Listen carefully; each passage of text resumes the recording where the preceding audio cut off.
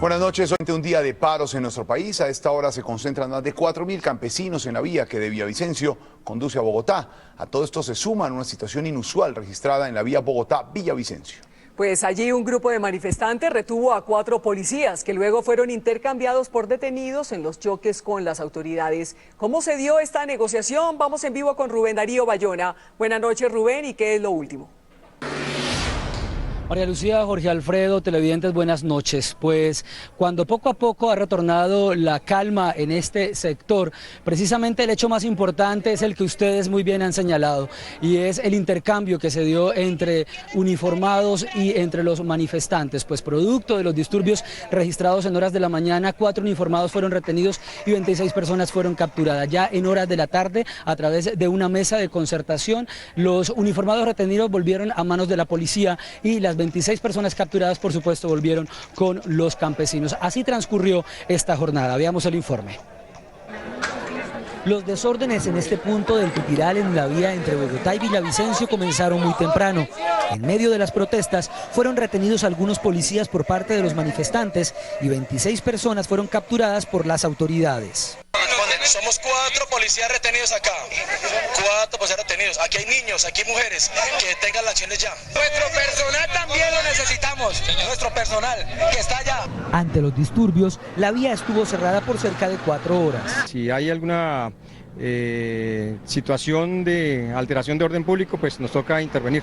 Así es que se les pide a todos, a los que están aquí a este entorno, pues el respeto a la buena convivencia. Horas después de que la calma regresara, una mesa de concertación entre las partes acordó la liberación tanto de los uniformados como de los civiles que fueron capturados. Afortunadamente pues logramos concertar, nosotros hemos estado muy prestos al diálogo, nosotros le hemos dicho a las organizaciones que mientras las cosas se hagan pacíficamente, nosotros vamos a interlocutar. En medio de los disturbios, 10 personas entre policías y civiles resultaron heridas y fueron trasladados a centros asistenciales. Mire, aquí se encuentran personas de diferentes regiones, de departamentos como Arauca, Guainía, Bichada y por supuesto el departamento del Meta. Los manifestantes han dicho que se van a quedar aquí de manera indefinida, incluso ya se han instalado con carpas en los alrededores de este sector y han dicho que no se moverán hasta tanto no obtengan una respuesta positiva por parte del gobierno nacional. Nosotros estaremos muy atentos a la situación que se registra en este punto, en la vía entre Villavicencio y Bogotá. Rubén Darío Bayona, Noticias Caracol. Rubén Darío, gracias. Su información en directo. Y es complicada la situación en la vía entre Bogotá y Tunja, que en las últimas horas ha sido afectada por varios bloqueos. A esta hora no se ha podido restablecer el paso normal entre las dos capitales. Gonzalo Jiménez nos tiene los detalles de lo que está pasando en esta zona. Gonzalo, adelante. Jorge Alfredo, buenas noches, amables televidentes. Infortunadamente se han presentado problemas en la vía que comunica a Tunja con el puente de Boyacá y Venta Quemada. Allí fue incinerada una tractomula. También la policía con un helicóptero envió gases lanzándole a toda la comunidad, donde resultaron varias personas heridas. Nos afirman que en este momento al hospital de Tunja ha sido llevada una mujer embarazada y 2 menores de edad. También en esta vía en este momento se encuentra totalmente bloqueada. Son bastante los vehículos que están pinchados y les han roto sus parabrisas. También se informa que la cola de vehículos es impresionante y no se ha podido recuperar la vía por este sector, una de las vías más importantes del país. Por vehículo y en las plazas de mercado ya están cerradas, no hay nada de alimentos. Y aquí en este sitio donde nos encontramos, en la vía que comunica a Cucaita con Samacá y Villa de Leyva, se cumplen ya 3 días y hay por lo menos 1.500, 2.000 campesinos en este sector donde están quemando llantas y tienen por lo menos unos 10 partes bloqueadas hacia la ciudad de Tunja y tanto hacia Villa de Leyva y Chiquinquirá. También podemos decir que está bloqueada a esta hora la vía Paipa, Duitama, Sogamoso, la vía Belén, Soatá, la vía Tunja, Arcabuco y el gobernador de Boyacá ya ha hecho algunas mesas de diálogo y acercamientos con los líderes. Es la información que se genera a esta hora desde esta vía que comunica a Samacá con Villa de Leyva. Gonzalo Jiménez, Noticias Caracol. Gonzalo, y en la frontera con Ecuador también se registran graves problemas por los bloqueos y las protestas. En cercanías a Pasto se presentaron nuevos disturbios. Este paro ya les está generando consecuencias a los ecuatorianos. Hernán Higuera, de nuestro canal aliado Ecoavisa, nos tiene todos los detalles. Hernán. ¿Qué tal, María Lucía? Muy buenas noches a toda Colombia. Efectivamente, estamos en el sector de Las Cruces y muy cerca de este lugar temprano se registraron algunos incidentes entre los manifestantes y la fuerza pública. Sin embargo, luego del llamado de las autoridades, los indígenas, campesinos, choferes, transportistas en general se ubicaron a un costado de las vías y expectantes durante toda la tarde mientras se desarrollaban los diálogos entre los dirigentes de la movilización, de la protesta y el gobierno de Colombia. Mientras tanto, este paro de 3 días en el Ecuador ha dado grandes preocupaciones porque se calcula que alrededor de $2 millones diarios, según la Cámara de Comercio de la provincia del Carchi, son los que se perdieron.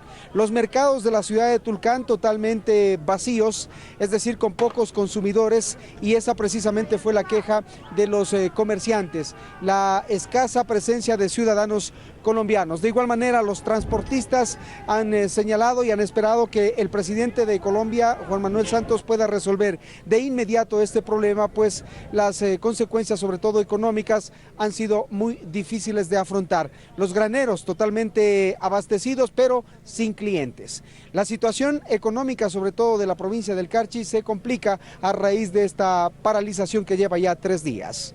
Es el informe de Hernán Higuera de Coavisa para nuestra cadena aliada Noticias Caracol. Hernán Higuera desde la frontera con Ecuador, muchas gracias. Y violentos disturbios se registraron hoy en Cauca, Nariño, durante el tercer día de paro agrario y de transportadores. Un camión fue incendiado en la vía Tunja-Bogotá, que continúa siendo una de las más afectadas por las manifestaciones. En todo el país, la policía ha capturado a 98 personas. 82 policías han resultado heridos. Noticias Caracol recorrió las zonas más afectadas por la huelga. A la fuerza fue despejada la vía panamericana entre Cali y Popayán tras 12 horas de cierre. Ahora sí, cójalo. Estas imágenes muestran los fuertes enfrentamientos registrados entre la policía y los manifestantes a la altura de Mondomo.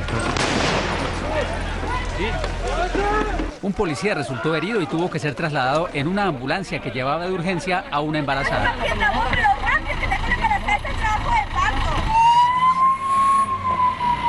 Durante las 12 horas que duró el bloqueo, un bus y un camión fueron incendiados. Sobre la vía Tunja-Bogotá, a la altura de Venta Quemada, esta tractomula fue quemada por manifestantes. Su propietario no solo se quedó sin trabajo, sino que perdió el ahorro de toda su vida. Me le dieron cuchillo a las llantas delanteras, al radiador, sacaron el aire a las llantas, me lo hicieron atravesar y después le echaron gasolina y prendieron candela. Un camión y una moto se volcaron sobre la vía, a la que le regaron aceites y la bloquearon con piedras y árboles. Tanquetas de la policía lograron abrir tramos temporalmente y evacuar vehículos que habían quedado atrapados. Esta es la carretera que de Tunja conduce a Villa de Leyva. Desde el lunes está bloqueada en varios sectores por cultivadores de papa y cebolla. En Boyacá también están cerradas las carreteras Arcabuco-Chiquinquirá y Tunja-Genesano. Estos disturbios se registraron sobre la vía Pasto y Piales a la altura de Tangua. La policía despejó a la fuerza la carretera, pero temporalmente, pues en otros sectores de la arteria que conduce a Ecuador continúa cerrada. Un policía resultó lesionado en medio de los desórdenes. En Caucasia, la carretera que de Medellín conduce a la costa atlántica fue cerrada varias horas por una manifestación de mineros y campesinos que ocupó toda la calzada. Y en Bogotá, por segundo día consecutivo, encapuchados que se refugiaban en las universidades nacional y pedagógica protagonizaron disturbios y ataques a la policía. Esto es lo último de Noticias Caracol. 7 de la noche, 24 minutos, está pasando y usted lo está viendo en Noticias Caracol. Fabio Salamanca, el joven que por conducir ebrio mató a las 2 ocupantes de un taxi y dejó en grave estado al conductor, fue enviado esta noche a la cárcel de La Picota en Bogotá. Salamanca se había entregado en las últimas horas al CTI de la Fiscalía. Paola Bermúdez nos tiene los detalles. Paola, buenas noches. Hola Jorge Alfredo, televidentes, buenas noches. Durante la audiencia de legalización de captura que terminó hace pocos minutos aquí en el complejo judicial de Palo Quemado, tanto el fiscal de conocimiento como el delegado del Ministerio Público y obviamente el defensor de Fabio Salamanca pidieron que este joven fuera recluido en una cárcel de choferes y no en una cárcel común.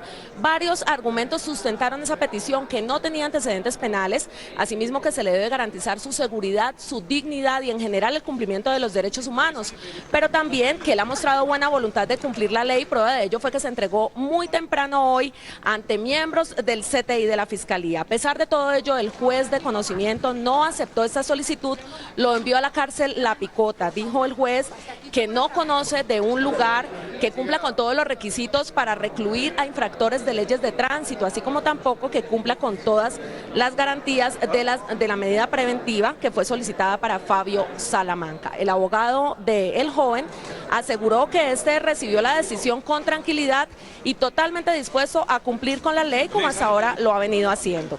Información desde los juzgados de Palo Quemado con Paola Bermúdez en Noticias Caracol. Paola, buenas noches y gracias.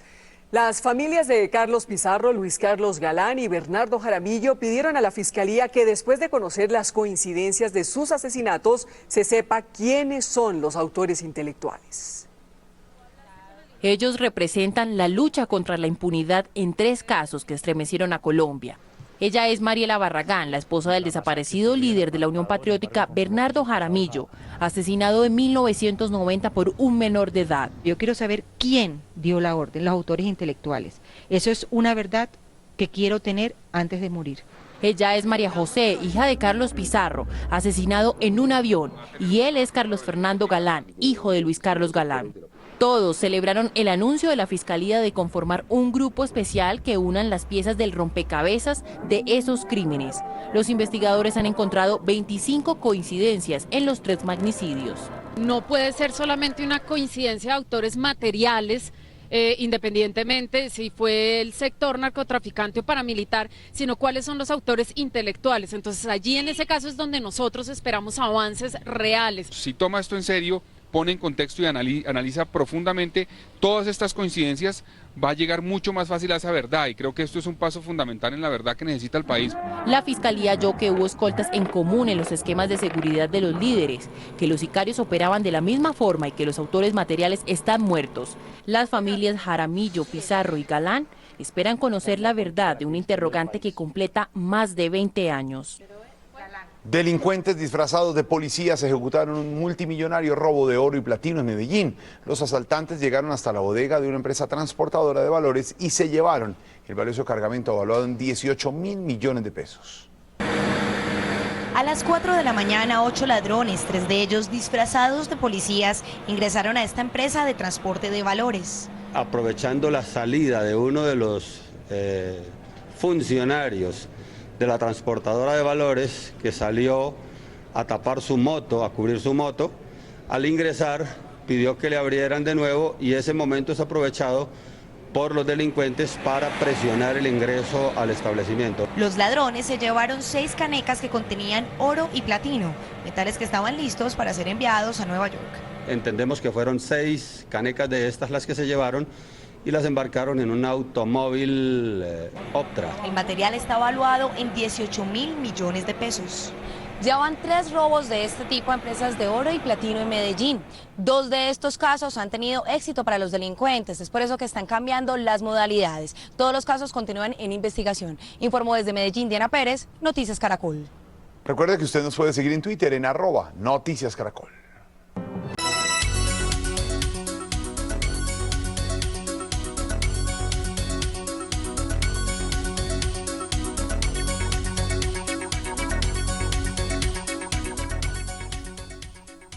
La tasa representativa del mercado que regirá este jueves será de 1.929 pesos con 75 centavos. Subió. El dólar en casas de cambio se vendió en promedio a 1.940 pesos. Subió. El índice data IFX cerró al alza en 1.925 pesos con 43 centavos.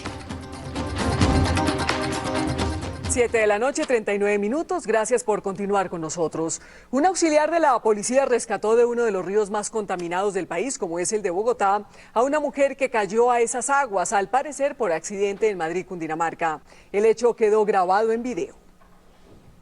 La cámara de seguridad graba el momento en que un grupo de auxiliares bachilleres de la policía llega a la orilla del río Bogotá. Observan el cuerpo de una mujer que flota y uno de ellos se lanza a las turbias aguas y la rescata. Cuando de pronto ella movió sus brazos, movió su cabeza, entonces ahí fue cuando decidí lanzarme, sin importar las circunstancias del río Bogotá, a rescatarla, porque cualquier persona de todo el mundo tiene derecho a vivir, tiene una oportunidad más. El acto heroico, como fue denominado por el director de la policía, general Rodolfo Palomino, le otorgó un premio. Tiene dentro de sus sueños el hacerse oficial de la Policía Nacional de Colombia. Lo recibiremos, queriéndolo Dios, primero como cadete de la Escuela General Santander, becado. La familia de la rescatada también agradeció al joven haber salvado a la mujer, que ya se encuentra fuera de peligro.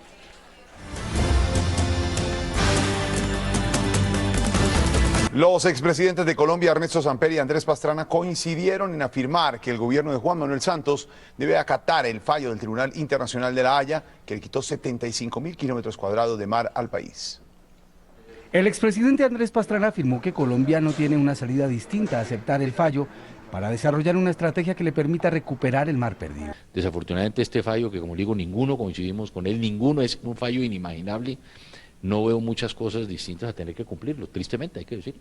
El exmandatario Ernesto Samper dijo que el gobierno sí tiene una estrategia jurídica que debe aplicar a partir de la aceptación del fallo, incluso acompañar las pretensiones de los países afectados con el mismo fallo. Es que no es incompatible que Colombia reconozca el fallo y a partir de ese reconocimiento coadyuve las pretensiones de Costa Rica, de Jamaica y de Honduras para que los límites de ellos que fueron afectados sean claramente definidos a través de la justicia internacional. La ex canciller Noemí Sanín dijo en una carta abierta que la estrategia sola no puede ser únicamente acatar el fallo o respaldar al gobierno. Considero, eso sí, antipatriótico aceptar el fallo de la Corte Internacional de Justicia sin que se agoten y se utilicen todos los mecanismos previstos en el derecho internacional que nos permitan conservar nuestra soberanía. Se espera que ante estas posiciones, en las próximas horas, exista una reacción del gobierno a través de la Cancillería.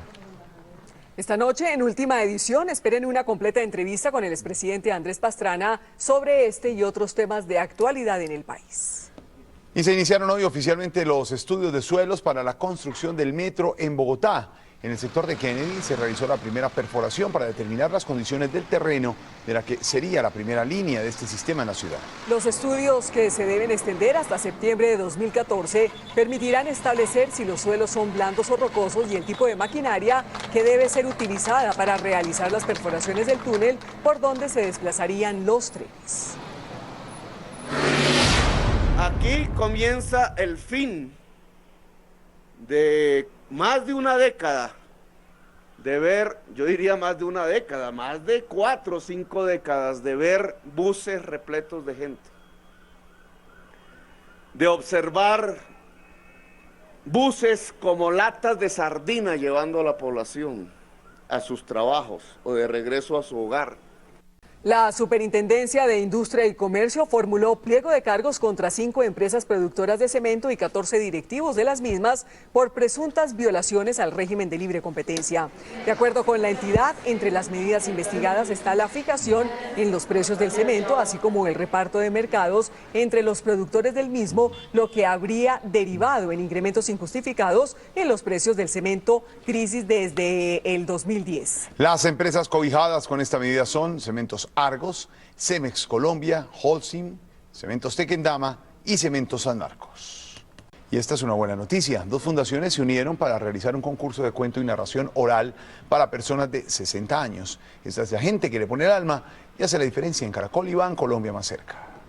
Haciendo la diferencia. En Bogotá, según el más reciente censo del DANE, habitan 818.000 personas de la tercera edad, cada una con una historia diferente. Llegó un muchacho del campo, de la provincia. Historias contadas en Yo Mayor, una iniciativa de la Fundación Saldarriaga Concha, para que la voz de la experiencia sea escuchada. Surge de la necesidad de darle la voz y la palabra a las personas mayores. Para ustedes es importante ganar. La convocatoria está abierta hasta el 30 de agosto. ¿Esto es un sueño? Historias como la de María Pía Espinel, ganadora el año anterior en la categoría de narración. Yo no tuve estudio, pero nunca es tarde para uno aprender. Pueden expresarse a través de sus relatos. El apoyo de profesionales de la redacción ayuda a que estas personas continúen en su proyecto de escritura. Lo importante es guiarlos para que saquen lo que hay dentro. Pensé que no podía, pude, lo hice.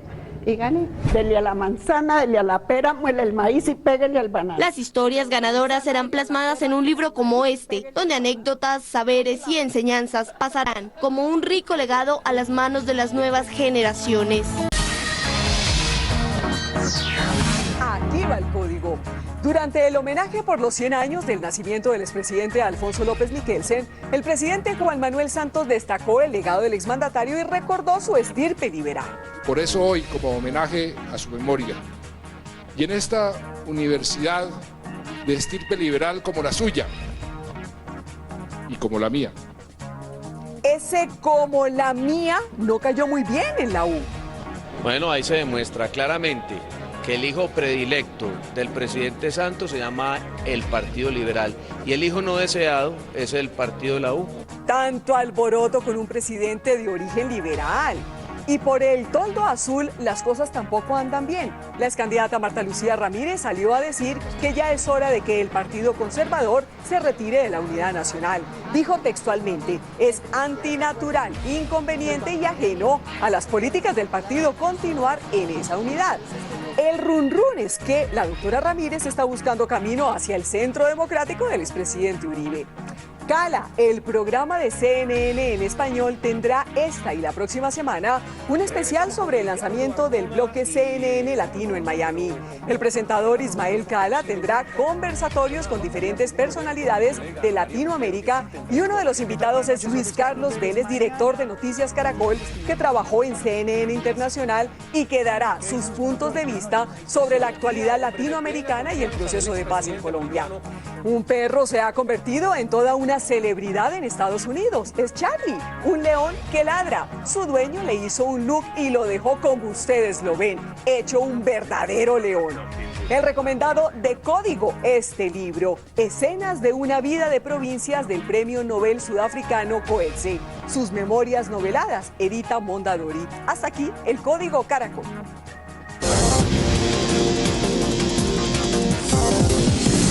El asbesto es un mineral que está presente en la vida diaria, está en tejas, pisos, tanques de agua y hasta en pastillas para frenos.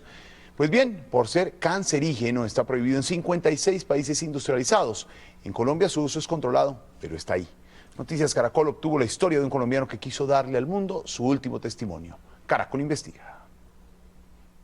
Desde hace 3 años la vida de Luis Alfonso Mayorga se fue consumiendo rápidamente. Este ingeniero de sistemas de tan solo 45 años fue diagnosticado con un tipo de cáncer letal llamado mesotelioma. Cecilia, quien permanece al lado de su cama, hoy repasa el origen de este mal.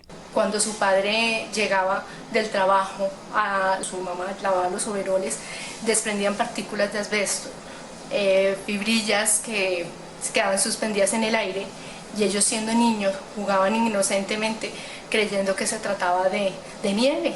Estas fibrillas se van enquistando en los pulmones. Allí duran un tiempo latente de 30 y hasta 50 años. Cuando el oncólogo mira los resultados, le dicen a mi esposo, bueno, Luis Alfonso, ¿usted qué tuvo que ver con el asbesto? Si usted es un ingeniero de sistemas, ¿trabajó en alguna empresa de asbesto? Jamás tuvo que trabajar en una empresa que tuviera asbesto, pero su padre sí.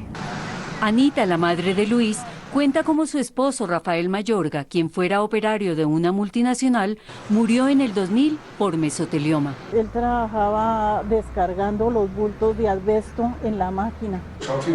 El médico Darío Izaza Londoño, director del Departamento de Neumología de la Clínica Soma de Medellín, es uno de los científicos que más sabe en Colombia sobre el tema. Es una fibra que ha sido catalogada como no solamente como tóxica, sino como carcinogénica por la Organización Mundial de la Salud. Con el asbesto se fabrican, entre otros, tejas, tanques para agua y pastillas para frenos.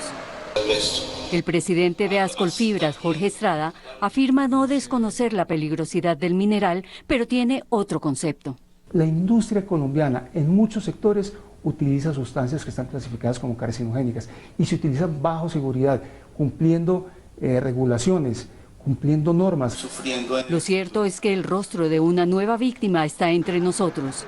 La familia de Luis decidió apoyar su voluntad, dejar su conmovedor testimonio en exclusivo para Noticias Caracol. A todas las personas que sufren los terribles problemas que tiene este problema del asbesto. Si yo como papá manipulo el asbesto y lo hago sin conciencia, puedo llevar a la tumba también a mis hijos. Según la Organización Mundial de la Salud, existen 125 millones de personas en contacto con la fibra del asbesto. Pero lo que es más aterrador, la cifra de 110.000 víctimas que han muerto de cáncer de pulmón. Es decir, Luis sería la víctima 111.000, porque el asbesto es un mineral natural que debería permanecer bajo tierra.